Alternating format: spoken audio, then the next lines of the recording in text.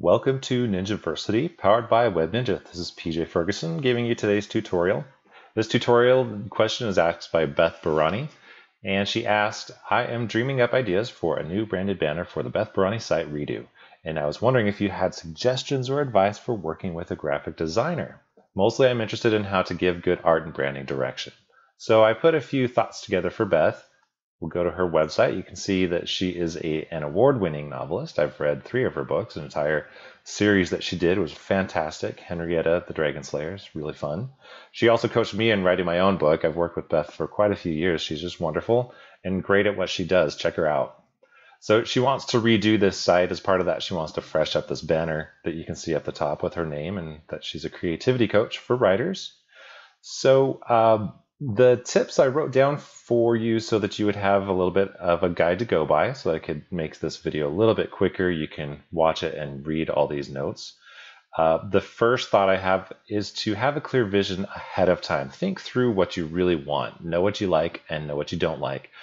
Understand why and be able to explain why you do or don't like something, okay? And by having a clear vision, for instance, you can see that Beth has a lot of spirals on her header. She loves spirals. It has great meaning to her.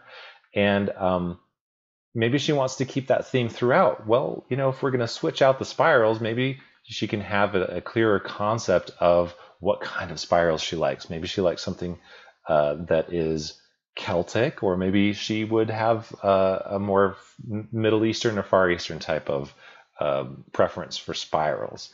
Or you could have this kind of a spiral, maybe something flashy, colorful, and a little bit more artistic and abstract. Or could even go psychedelic and bold, a little bit crazy.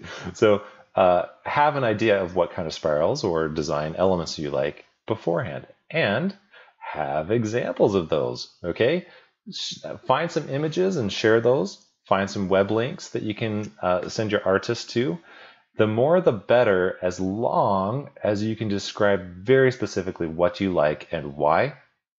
Because if you just send a whole bunch of links and images, your artist isn't going to know exactly what it is you liked or didn't like. There might be some elements that you don't like in some of those links. So be very descriptive and clear as to why you like or don't like something, okay? Have some examples. Consider as many elements as possible. When you're doing this kind of a project, there's going to be colors, fonts, placements, such as on a desktop or tablet, smartphone.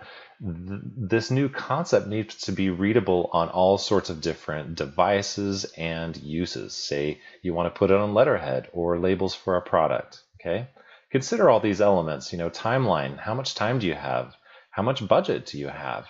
Audience is even really important, because you want to know what impacts them. A lot of times we do stuff that we like, but if you're trying to reach an audience, you really need to know what they like, okay? Because what you do needs to speak to them. Ask meaningful questions. Be really prepared. Have some very meaningful questions that will create meaningful dialogue with your artist, okay? Find out about them. What's their expertise? What's their motivation? What's their availability? What is their artistic style? Ask them for a portfolio and get examples of what they've done, because what you end up with will probably be very similar to that. And if you don't like their portfolio, it's nothing personal, but don't ask them to do something that's so far out of their style that probably neither of you is going to be happy with the project, okay? Think to yourself what that artist is going to need to know. Ask them what they'll need to know, okay? And my last thought on this was to have realistic expectations. Don't expect $1 million product for free. It does happen, but it's rare. Don't expect it. And a lot of people do expect it. Still doesn't happen, okay?